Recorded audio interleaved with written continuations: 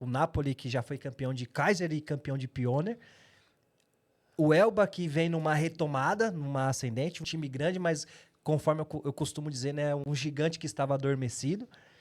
Mas o mais curioso é que nas duas edições que você é campeão, são em dois times que ninguém botava fé, que vai chegando quietinho, quietinho e quando vai ver, campeão.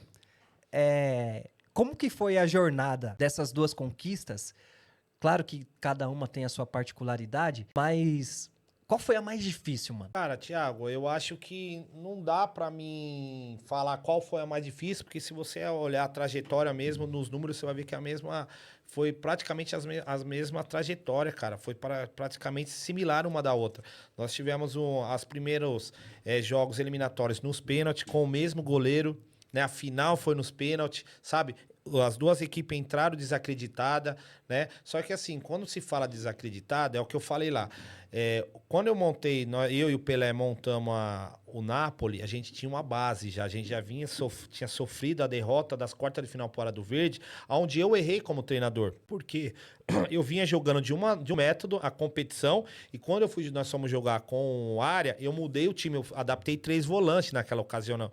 Então eu mudei muito o cenário do time, eu tirei um beiradinha e coloquei outro beirado. Então ali foi uma responsabilidade minha, o time ainda se comportou bem, fizemos gol contra com o Dezão e fomos eliminados. Então a gente sabia que tinha deixado um legado e precisava pautar algumas coisas. Foi o que aconteceu no Napoli. E aí a gente deu uma reforçada, e aí para muitos é desacreditado, mas a gente sabe o que a gente tem. Igual, naquela época nós tínhamos o Romário, né, que jogava profissional. Sim. O PV que tava migrando pro futebol amador, né, não tinha vindo do profissional, já tava 1 ano mais ou menos, esse era o 2º ano, se eu não estiver falando besteira. Então a gente sabia como que esses caras iam evoluir. O Alan Mota, né, que jogou muito tempo no América Mineiro, tava Sim. com nós, a gente sabia, e pra muitos varzianos não sabe quem é os caras, né, achava, não tá lá o Joãozinho, né, então Não conhece e desacredita, né? sabia o Marcelo Tchê, o Douglas, que foi campeão agora comigo, o Leozinho, o Emerson, que vinha já era um jogador consolidado. Então eu sabia a potência do Napoli. Eu falei, o Napoli nós vamos chegar. E tivemos, entre aspas, sorte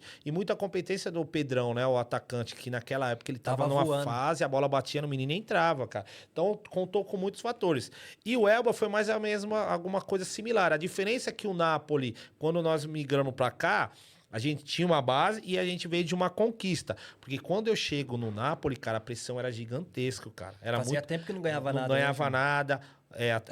A questão financeira do clube não estava bacana, então não tinha poder aquisitivo para contratar jogadores à altura, de nível alto, contratava jogador até um teto. Então eu apanhei muito ali no começo, né? Só que a torcida também entendeu e foi apoiando, né? E aí, só que nessa questão da migração para Pioneer veio a diferença, por quê? Porque nós ganhamos a Copa Vida Louca, tirou o peso um pouco, então a gente entrou leve. Mais tranquilo. Né? Mais tranquilo.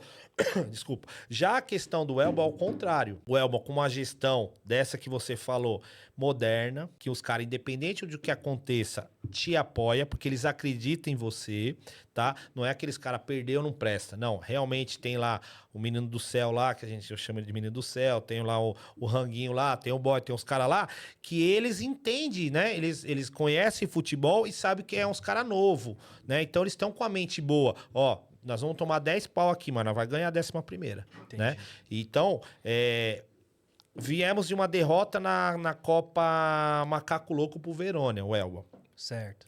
Só que aquela derrota, eu não fiquei chateado, tal, porque a gente também... Mas a gente entrou de última hora na Copa, montou um time muito às pressas, mas ali também sobrou um caldo. Sim. Sobrou um Volpe da vida, que já tinha uma identificação com o Elba.